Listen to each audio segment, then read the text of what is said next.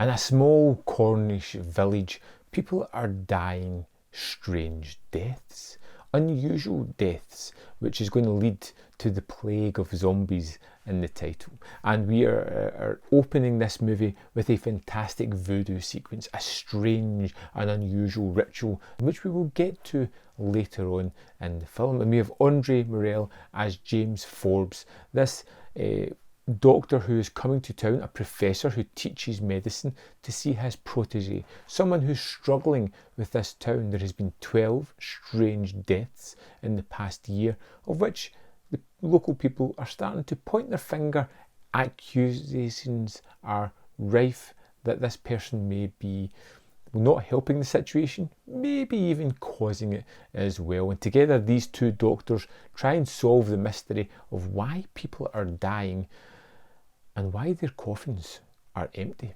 John Carson plays Squire Clive Hamilton, and he is the person who lives and owns most of this land and is looking after his patrons, and he doesn't know what the hell's going on.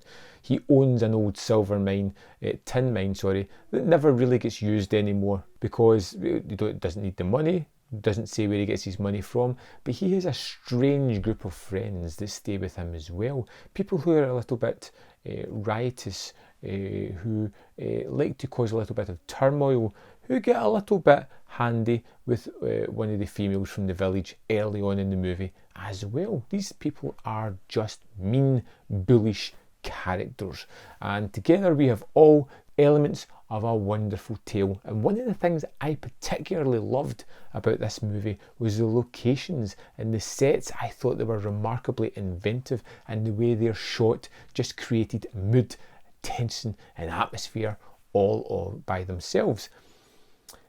Andre Morell is brilliant as the main character, our kind of surrogate detective as he tries to figure out what's going on. But as the title alludes to, it's zombies, and we get them full front, crazed, blood-soaked zombies. And I love it because of that. It just goes in a different kind of direction though. You know, not in something I was expecting. The zombies are there. They're there for a reason. It's partially to do with Haitian voodoo rituals, but there is a purpose to actually having these zombies, and they're not just roaming the land either. They're being controlled in a strange manner. One thing I wasn't ultimately happy with, I think, was the possible red herring. There is a character early on, and it's made quite apparent that he is the bad guy. Or I assumed it was a red herring that he was going to be the bad guy, which was my fault, because ultimately he is, and there is no duality to that character. He's just evil for the sake of being evil and up to no good. A kind of mastermind, an evil presence lording himself over this small town, causing utmost destruction for the sake of that. I can't tell you. You need to watch the movie and get the mystery of that.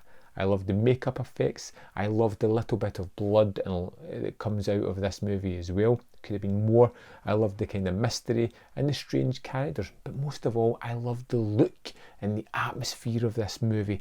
I thought it was wonderful. And I know that this was filmed back to back with The Reptile, using the same locations. So now I'm going to have to go and search out that one to see if that story is as good as well. The Plague of Zombies was super fun and really interesting. A rather nice take on the zombie lore as well. Considering how many zombie movies I've seen, I was remarkably entertained by this one. I felt it tackled it a little bit differently and created some real scares and terror along the way.